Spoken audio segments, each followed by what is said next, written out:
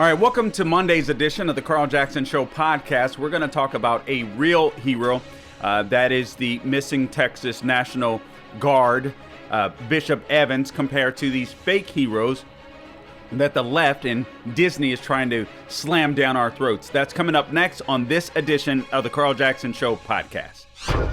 Redeemed, rehabilitated, and real entertaining.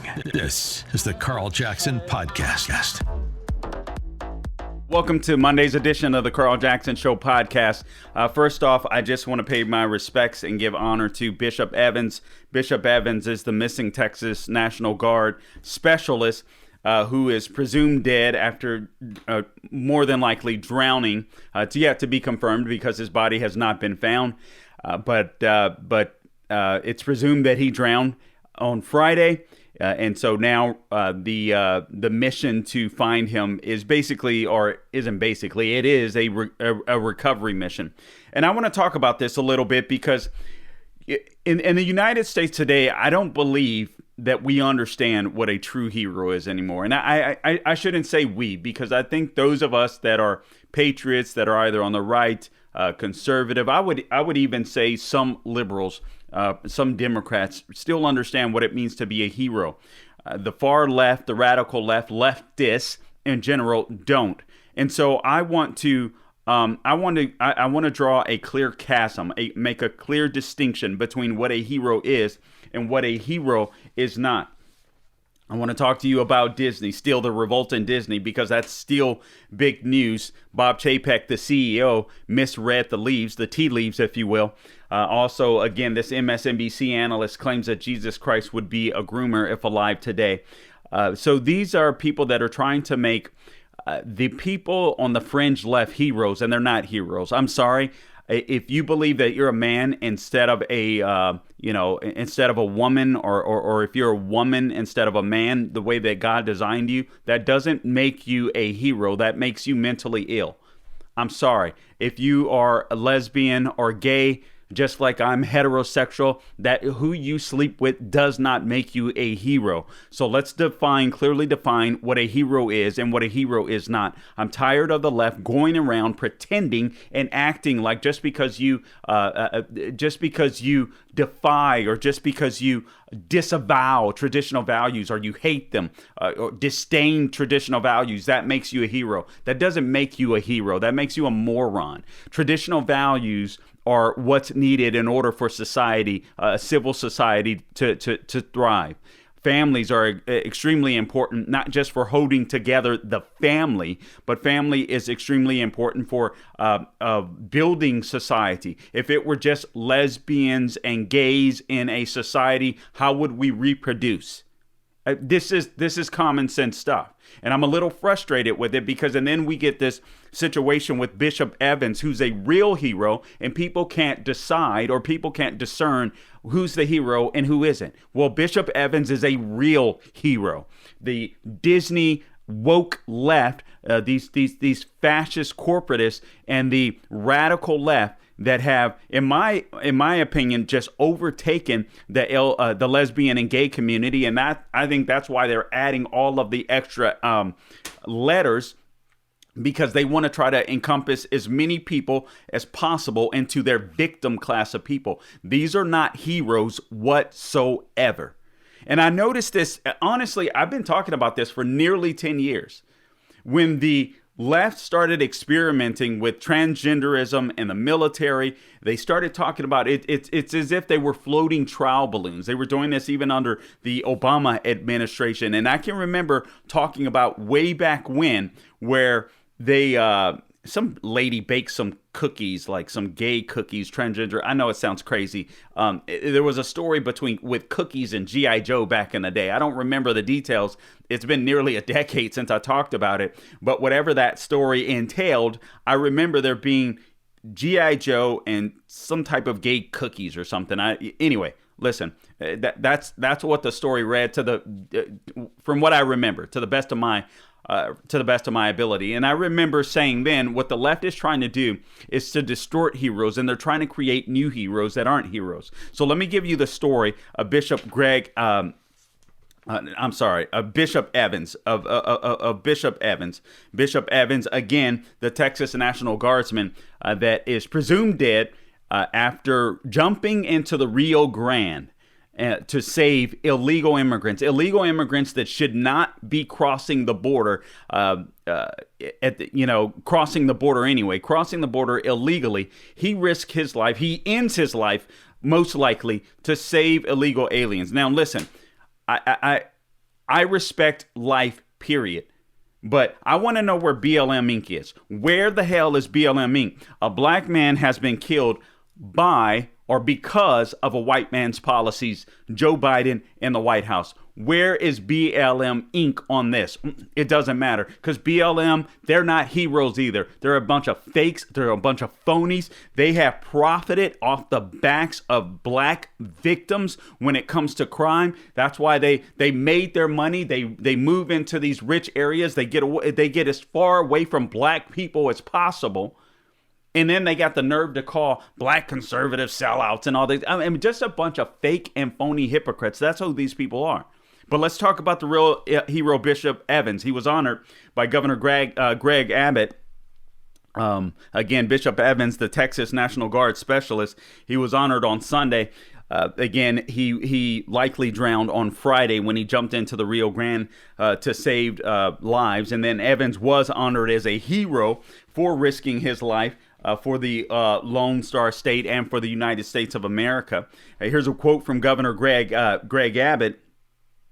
Texas National Guard specialist Bishop Evans is a hero who risked his life in service to Texas and America, he says.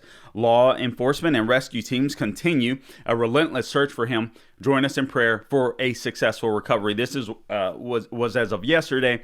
As far as I know, as of today, I've not heard any new news that his body has been recovered. Again, Evans went missing in the Rio Grande on Friday. This, according to Breitbart News. An extensive search was launched on Friday morning after Evans was reported missing. Search teams from the Texas Army National Guard, Texas Parks and Wildlife, Border Patrol, and other agencies converged along the river. The search continued through Saturday with negative results. Operations resumed on early Sunday with the addition of 3 airboats from the Texas Department of Public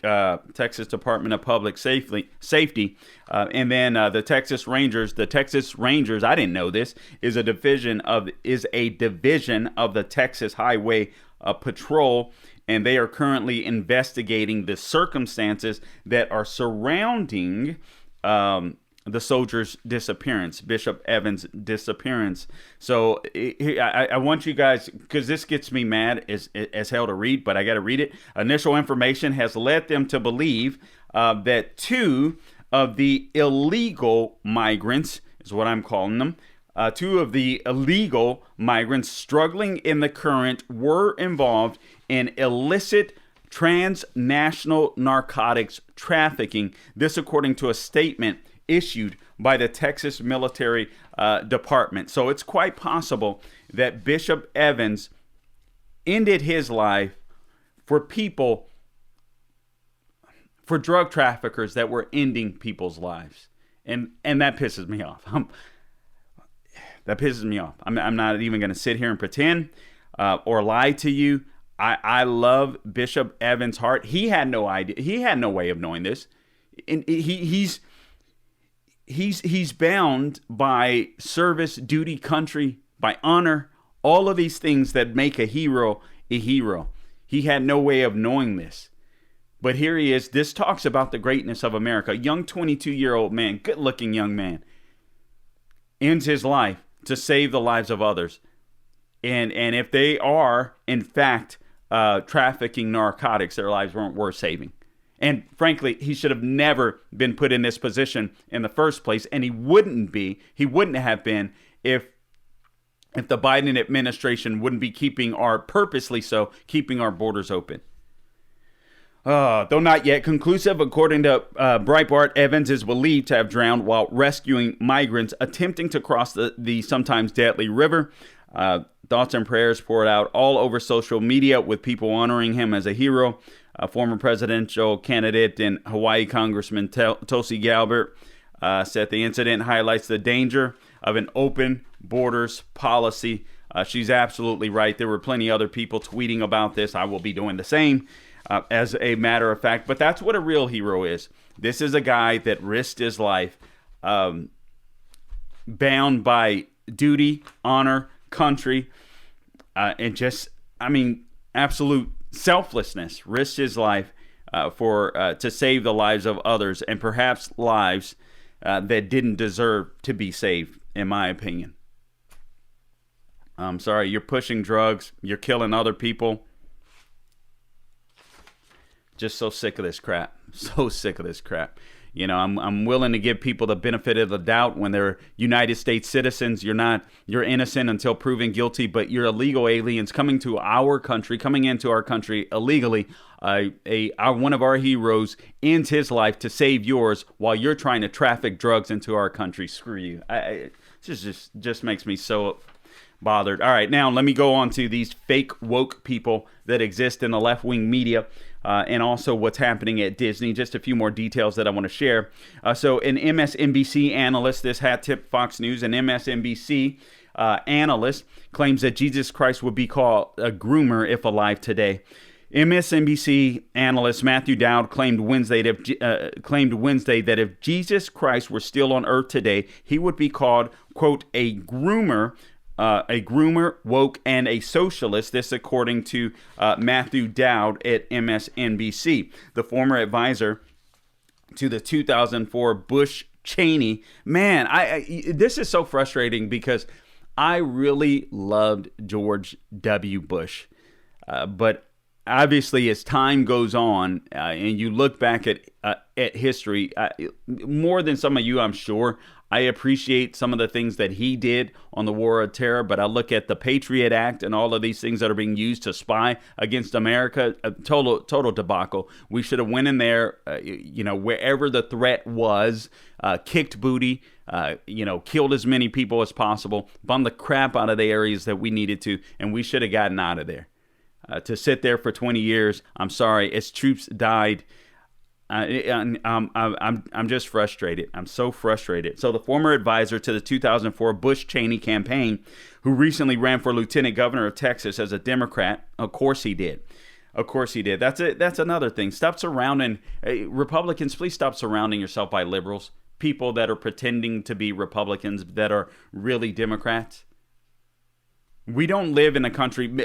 Maybe then I'll give them the benefit of the doubt. Maybe then we lived in a country where we could be the left and the right could be cordial to each other. We don't live in that country anymore. That country doesn't exist right now. You have a radical left that wants to fundamentally transform America, and we shouldn't care about getting along with them. We should care about saving the country. So the governor, this guy ran for lieutenant governor of Texas as a Democrat, and he made the statement during an appearance on Deadline White House, it's called, I guess, while discussing accusations of grooming against a Democratic Michigan state senator. Before turning to Dow during the discussion, host Nicole Wallace played a video clip of Michigan Democrat State Senator Mallory McMorrow, who was accused by Republican State Senator Lena Tice. I'm sorry, I'm bumbling some of these names. Lena Tice, of wanting to, quote, groom and sexualize young children in schools and teach them about critical race theory, as she discussed the accusations against her on Morning Joe. After the clip, Matthew Dowd argued that the country was facing, quote, a culture war, unquote, against Republicans, and that Democrats will lose elections if they didn't step up and speak out for marginalized communities. He also praised McMorrow for, quote, fighting for school children by advocating teaching controversial topics in schools. Really? So he praised McMorrow for fighting for school children by advocating teaching controversial issues in schools. So by sexualizing children, you're advocating for children?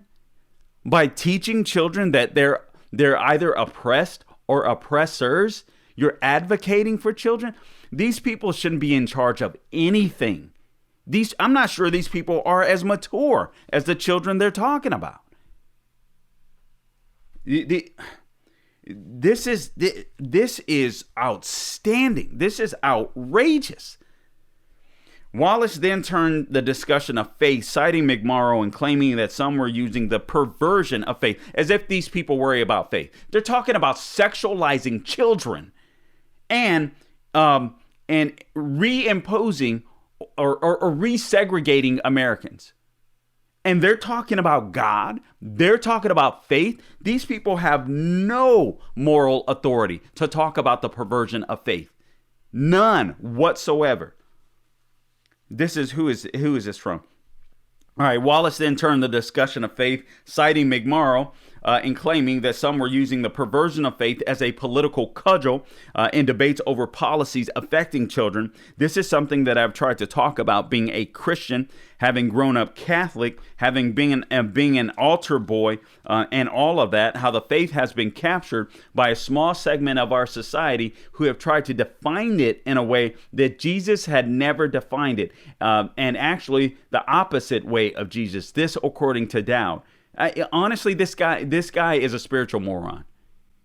I'm not just trying to be mean. He's a spiritual moron. He goes on to say, the entire message of the Gospels of the Easter holidays was love one another. And I have said this before, and I'll say it again. If Jesus Christ was alive today, he would be called a groomer. He would be called woke, and he would be called a socialist if he was alive today. All right, so Matthew Dowd, who was an altar boy, apparently you don't know the message of the death and crucifixion of Jesus Christ. I'm sorry, contrary to popular belief, what did he say? The Easter holiday the Easter holiday isn't based on loving one another. It is based on the sacrificial death of Jesus Christ, because we're sinners and we don't deserve to go to heaven. We deserve to go to hell. So Jesus had to step in and take our sins, our transgressions, if you will, upon his back, because we don't deserve heaven.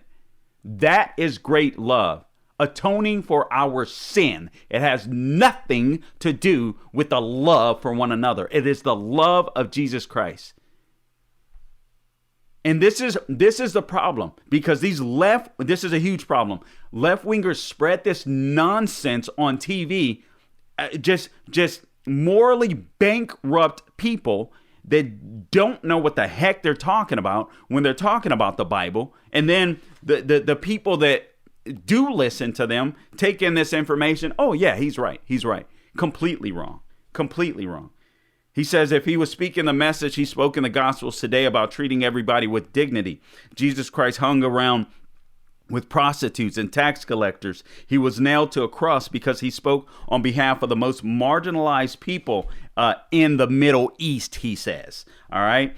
So yes, Jesus did hang around with the marginalized people, telling them to turn from their sin. What an idiot.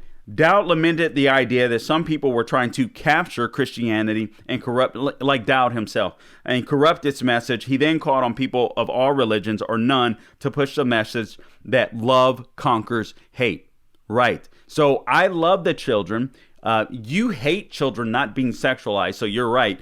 Our love on the right for traditional values, faith-based values, Judeo-Christian values, we're going to conquer your hate for little children. You have to hate little children to want them to be called oppressed or oppressors, so they don't thrive in life, and so they grow up with this guilt complex or this victim complex. You have to hate children in order to want to make them susceptible to the perverts of the world. Freaking jerk. Neither Wallace nor any other guest appearing with Dowd pushed back on his claims regarding Jesus. Of course they didn't, because they don't know him. This isn't the first instance in which Dowd has made claims about how Jesus would behave if he were on earth today. Last year he claimed Jesus would be viewed as woke by conservatives. What a complete and utter moron. All right, let me get to this revolt. Disney's Florida Kingdom hat tip, this from the Wall Street Journalist. So I just want to make some clarifications on this Disney thing, because, again, the woke left is hell bent in going after the Governor Ron DeSantis and the Florida legislature. I think this is a good thing. What has happened, removing the Reedy Creek, the Reedy Creek Improvement District, or listen, this isn't going to happen right away. Let me just go through the column. So the Walt Disney Company basically needs Florida more than Florida needs Walt Disney. It wasn't always that way. It is that way today. So the latest chapter of the CEO versus Ron DeSantis and the woke staff, following the woke staff like a lemming over the cliff was just absolutely dumb on Bob Chapek's part. Here's the area that they control, the area that the Florida legislature voted to abolish last week. Now it's called the Reedy Creek Improvement District. This went into effect back in where Disney runs its own private government. It's its own private entity. It's like Disney has a county in and of that they run in and of themselves, free from outside interference. So they're pretty powerful here, right? So this was created by the legislature back in 1967. The district covers about 40 square miles and features 2 water parks, 4 theme parks for those of you that may not have been here. This includes the Magic Kingdom. Disney essentially controls land use, environmental protection, fire service, utilities, more than 100 miles of roads, and more. Disney saves about, tens of millions of dollars every year by having their own private government. And then Disney funds the Reedy Creek District annually with more than $150 million in revenue that they spent last year. But they also carry $1 billion in debt when it comes to the Reedy Creek Improvement District. So just some things that you might want to know. The mayor of Orange County warned last Thursday, that if the district goes, then upkeep will, quote, fall to the county's budgets, putting an undue burden on the rest of taxpayers. This is a mayor who, by the way, is trying to raise taxes here in Orange County, Florida. What a phony. The headaches look large enough that it's difficult not to wonder about the bill's effective date, according to the Wall Street Journal. And why is that? Why would they say that? It dissolves the Reedy Creek District on June 1 of 2023. So that is that's a long time. All right, this isn't going into effect right away, so this gives time for Disney and DeSantis to make up if they so choose to. You know what? And that's a valid point. Some people have argued that, hey, this is for political theater, and this won't survive in the courts. Others have argued the opposite. I think it should be done simply because I don't believe that any corporation should have an unfair advantage over another. Good Lord, now I forget all of the theme parks, the Universal Studios of the world, all of these other theme parks, Legoland, that have to compete against Disney, don't deserve to start off with a disadvantage. They shouldn't. That we should, right? The left always talks about fairness. Well, we should be talking about fairness. The problem with Disney is they simply have become too big for their britches. They become too powerful, and they need it to be checked. And here's why this is a problem. Again, they get an unfair advantage over their competitors. They have a perk that their competitors don't get, that no company, as far as I know of, in America has. And then also, Disney made a big mistake, in my opinion, by deciding to try to push around lawmakers. And when Disney pushed around lawmakers, they pushed us around. That's the citizens. Those are the citizens of the state of Florida. They do not have the right to do that. They do not have the right because they have money to circumvent the will of the people. And I'm tired of these woke corporations imposing their power and their values on the rest of us when we make up the majority. The vast majority of people inside of the state of Florida, and dare I say around the country, if I recall the post correctly, support this bill. When people learn about the bill, that listen, we don't want kindergartners through third graders being taught that they're oppressors and oppressed. We don't want sexuality taught to these kids. Quite frankly, I don't believe that any sexuality should be taught in schools. I think that should be left to parents at home and to churches or whatever. It should be left to the private sector. It should not be it should not be happening in government schools. I don't need a teacher. I need teachers, or we need teachers teaching kids how to read, write, and do arithmetic, not to masturbate and to all this type of other stuff, because all that's going to do is create a weird dynamic between students and teachers, where I fear there's going to be a wall that's removed that should remain between teachers and students. As students become hypersexualized, who's to say there won't be a pervert in the class that'll hit on a kindergartner or a third grader? Because you can see it going. You can see what the left is trying to do is really normalize pedophilia. So we have to put a stop to this stuff. But these people, I'm sorry, the woke left, these woke corporations, the LGBTQ radical activists, they are not heroes. The real heroes are people like Bishop Evans. That's the takeaway for the day. These are the real heroes versus the fake heroes, the Matthew Downs of the world, the woke left of the world, the woke corporations of the world. They are not heroes. Bishop Evans, a true American hero, is the hero. Guys, I hope you've enjoyed today's podcast. Please be sure to subscribe everywhere podcasts are found. That includes Apple, Google, Spotify, YouTube, Rumble. Really would love to grow the numbers on Rumble, so make sure you subscribe there. Also, carljacksonshow.com. The show is put up there daily. If you're having a hard time finding podcasts, just go to salempodcastnetwork.com, salempodcastnetwork.com, and you can find all of the audio, and I believe in video as well, right there on the salempodcastnetwork.com. All right, guys, until next time, don't grow weary doing good, and God bless you.